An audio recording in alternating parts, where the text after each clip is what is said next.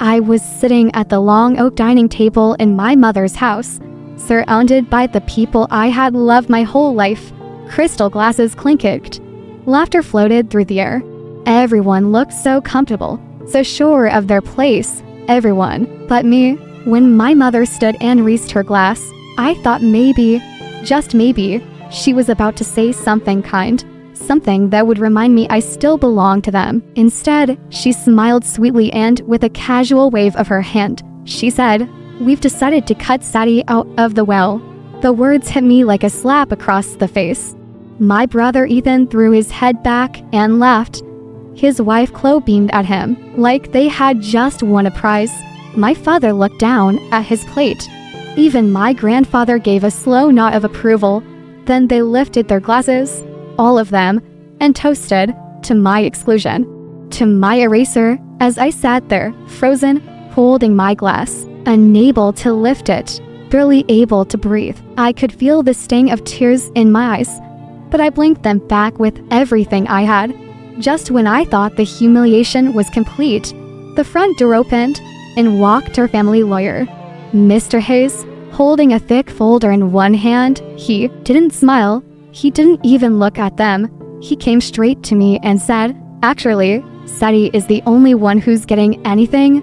The room went dead silent. I sat there, heart pounding so hard I thought it might crack my ribs, while the world I thought I knew shattered right in front of me. It was one of those cold fall evenings that always made me nostalgic. The sky had already gone dark by the time I pulled up to my parents' house. Their estate looked exactly like it always did, perfectly polished, grand enough to impress the neighbors, cold enough to make you wonder if anyone actually lived inside. I sat in my car for a moment, hands gripping the steering wheel, trying to gather myself. I had not been home for months.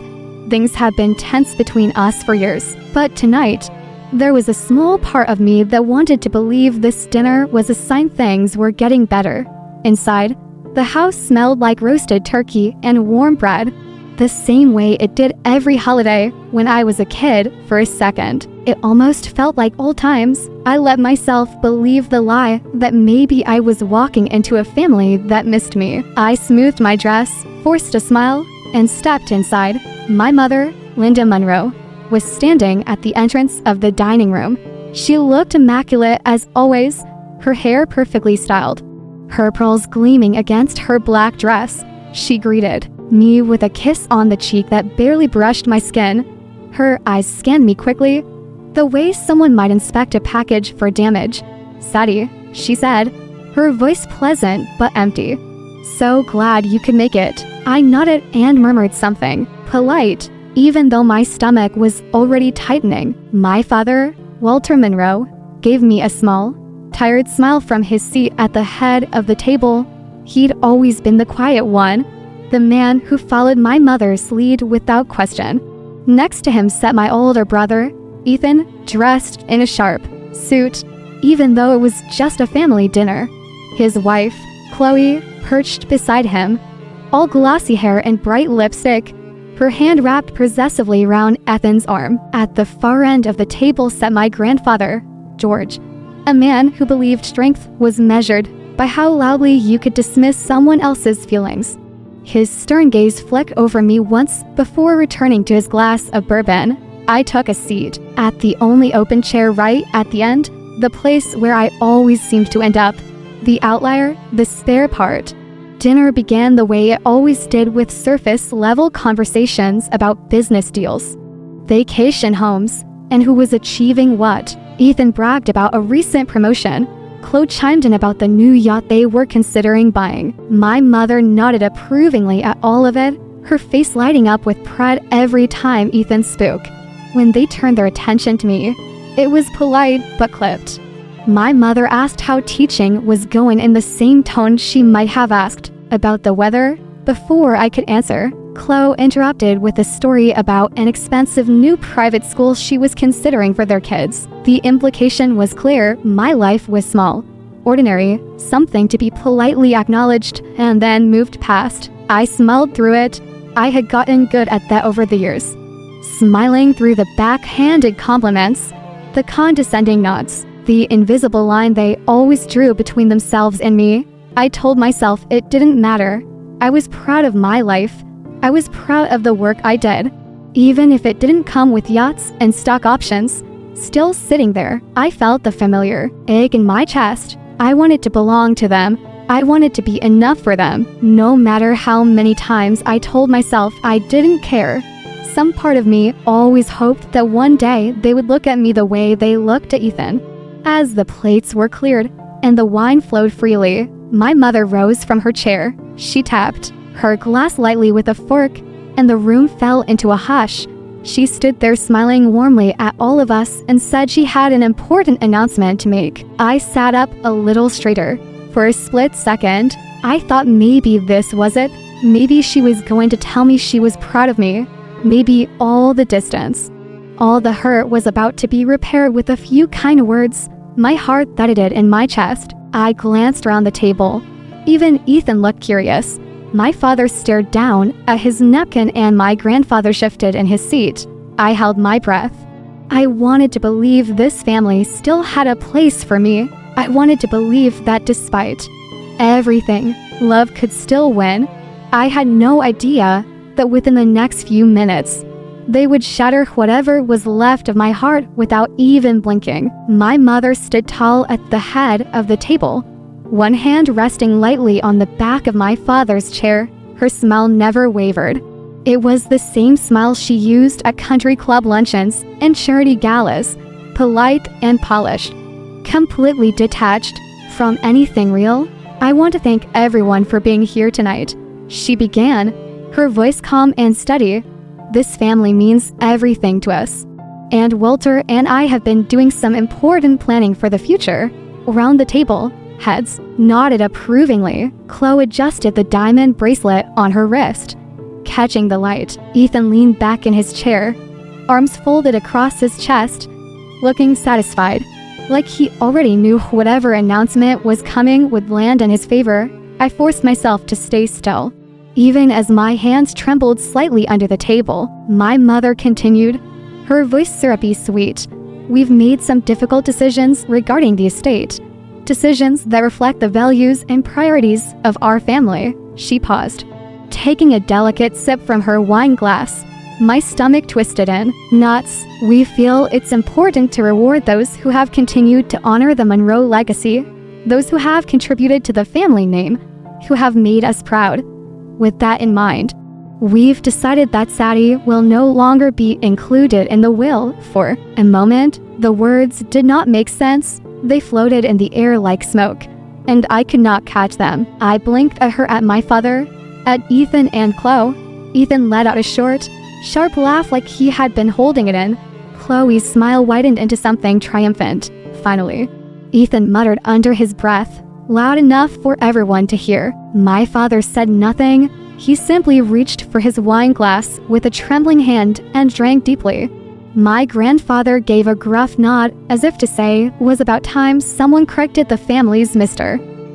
Chloe lifted her glass. Family, she said brightly. The others followed, their glasses raised high, toasting, celebrating right in front of me. I sat there with my glass still resting on the table. I could not move. I could barely breathe. The humiliation hit me harder than anything I had ever felt.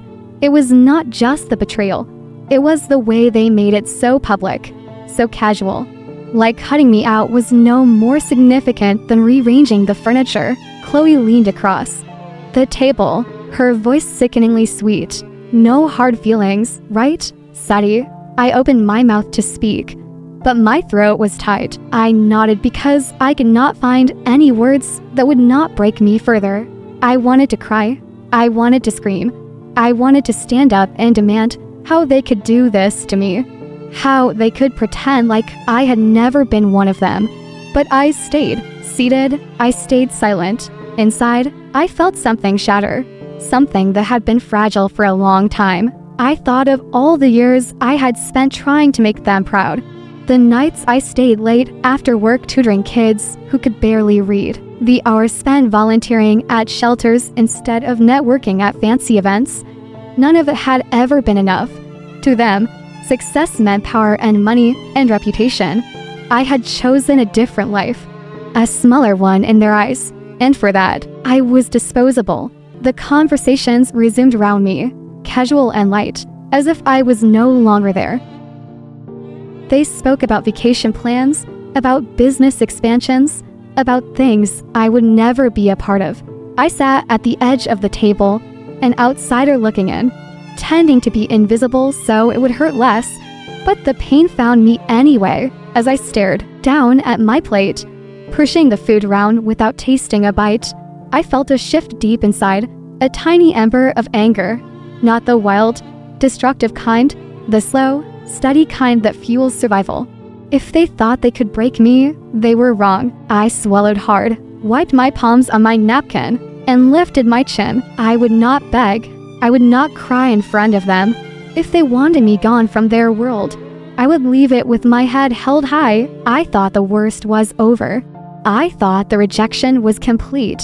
But fate was about to deliver a surprise none of them would see coming. The conversation buzzed around me like a swarm of bees, but I heard none of it. I sat there in stunned silence, feeling smaller by the second. But somewhere beneath the shock, something inside me hardened. I had spent most of my life chasing their approval, measuring myself against standards I never agreed with, trying to be someone they could respect. Tonight made it brutally clear there was nothing I could do to change the way they saw me. Nothing I ever did would be enough for them. I placed my hands carefully in my lap to hide the slight tremor. I focused on my breathing, steady and deep, the way I used to when I had to present lessons to a tough classroom. I would not give them the satisfaction of seeing me crumble. As the dinner dragged on, I tuned out the conversation about vacation homes and corporate investments. Their world was closing ranks, locking me out as if I had never been part of it. Fine. If they wanted to erase me, I would make sure I walked away with my dignity intact. I looked around the table one more time, seeing each face in the harsh, unforgiving light of truth. My mother, with her perfect mask of grace and cruelty. My father, silent and complicit.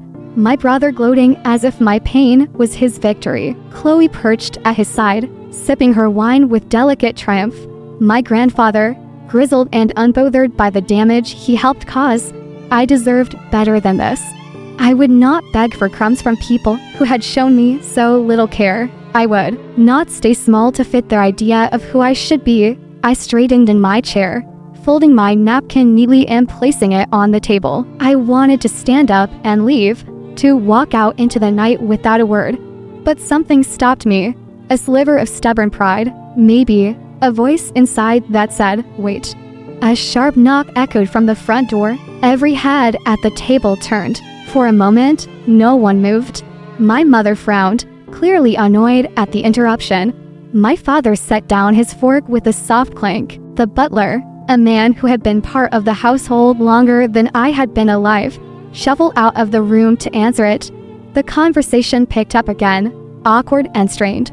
But it faltered the moment Mr. Carson Hayes stepped into the dining room. Mr. Hayes was our family. Lawyer, a man who was always dressed in tailored suits and carried himself with the cool confidence of someone who knew too many secrets. Tonight, he held a thick leather folder under one arm, his expression serious. My mother's smile tightened. Carson, we weren't expecting you, she said, her voice slipping slightly. Mr. Hayes gave her a short nod. Apologies for the surprise. Linda, I was asked to deliver something tonight. He turned and looked directly at me. His gaze was steady, respectful. I gripped the edge of the table. Something was happening. I could feel it heavy in the air like the seconds before a thunderstorm breaks open. Mr. Hayes moved to stand beside my chair. He placed the folder on the table and flipped it open, revealing a stack of documents with official seals. My office received instructions from Eleanor Monroe before her passing, he said. His voice was clear and strong. She requested that her personal estate, separate from the family trust, be transferred to her sole beneficiary upon her death. He paused, and the room held its breath. That beneficiary, he said, turning slightly to face the others. It's Sadie Monroe. A stunned silence crashed over the table. I felt the words hit me like a wave. For a moment, I could not process them. I stared at Mr. Hayes, then down at the papers, then back up at the faces around me. My mother's mouth opened and closed, no sound coming out. My father's hand froze halfway to his glass. Ethan gawked at me. His smugness wiped clean off his face. Chloe blinked rapidly, as if trying to make sense of what she had just heard. My grandfather set his bourbon down with a heavy thud. His face darkening, I sat very still, my heart hammering against my ribs. Mr. Hayes continued, unaffected by the tension strangling the room. Mrs. Monroe's private fortune totaling just under $5 million will be transferred to Sadie's name immediately. These were her wishes, fully legal and binding. I have all the documents prepared for signature tonight. I swallowed hard. I could feel 100 emotions clawing inside me. Shock, disbelief, grief. A strange and terrible joy. For once, someone had seen me. For once, someone had believed I was worth something without me having to earn it through perfect grades, polished appearances, or sacrificed dreams. I straightened my shoulders. I had spent my whole life thinking I was the one who needed their approval. Tonight proved the truth. They were the ones who had lost something precious. I looked around the table, locking eyes with each of them in turn. I said nothing. I did not have to. The silence said it all. The silence stretched so long it started to ache. I sat still, feeling the weight of every stare burning into my skin. My mother was the first to recover. She cleared her throat, her hand smoothing the tablecloth in a desperate automatic motion. "There must be some mistake," she said tightly, her voice brittle. Sadie was never meant to handle something of this magnitude. She would want the family to manage it. Mr. Hayes remained, unmoved. Mrs. Monroe was very clear. She amended her personal estate planning herself. I witnessed it. Her wishes were to leave everything directly to Sadie without any oversight. My father tried to speak, but gave up halfway through the sentence. His hand trembled slightly as he reached for his glass again. Knocking it over, red wine spilled across the white tablecloth like a spreading wound. Ethan shot to his feet, his chair scraping loudly against the floor. His face was flushed, a dangerous shade of red. "This is ridiculous," he snapped, glaring at Mr. Hayes. "Grandma would never cut us out. She loved all of us. She loved who treated her like family," Mr. Hayes said calmly. "She made her decision based on actions, not bloodlines." Ethan turned his anger toward me next, eyes narrowing with a fury that almost made me flinch. "What did you do, Sadie? What kind of tricks did you pull?" I stood slowly, my heart pounded, but my voice came out steady when I answered. "I loved her. I listened to her stories. I visited when nobody else bothered. That's all I ever did." Ethan looked like he wanted to say more, but Chloe grabbed his arm, whispering urgently into his ear. She had the look of someone who knew the battle was already lost. My grandfather sat silently, staring into his empty bourbon glass. He had built his whole life on pride and loyalty to the family name. Watching him now, small and defeated, I felt a pang of sadness that surprised me. My mother still sat, rigid at the head of the table, her face locked in a cold, furious mask. Mr. Hayes pushed the folder toward me. "If you are ready, Sadie, you can sign the documents. I can file them tonight." I looked at the papers. Legal jargon filled the pages, but the meaning was clear. For once, I had been chosen.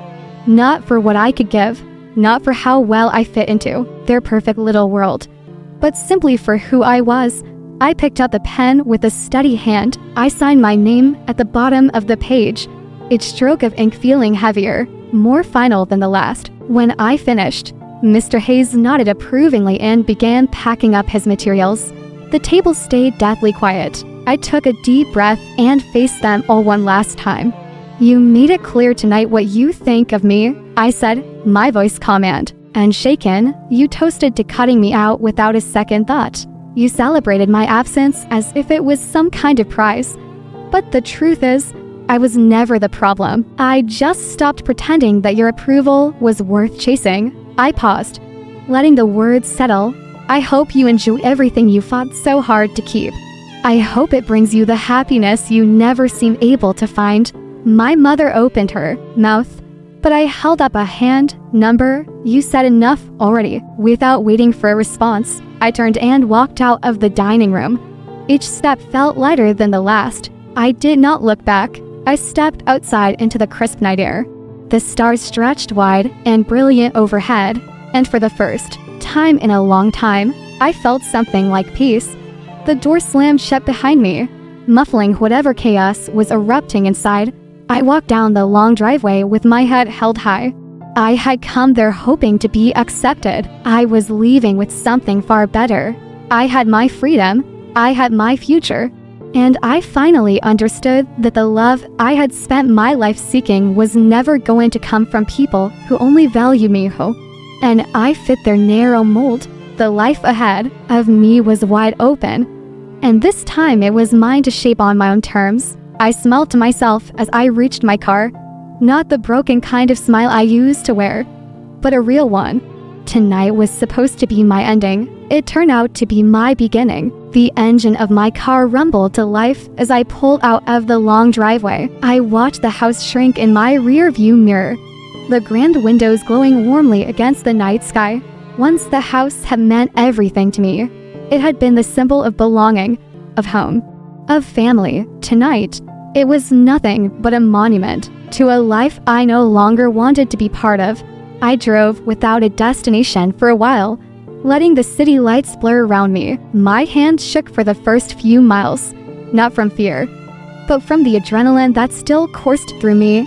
I replayed the dinner in my mind, every cruel smile, every empty toast, every look of shock when Mr. Hayes spoke.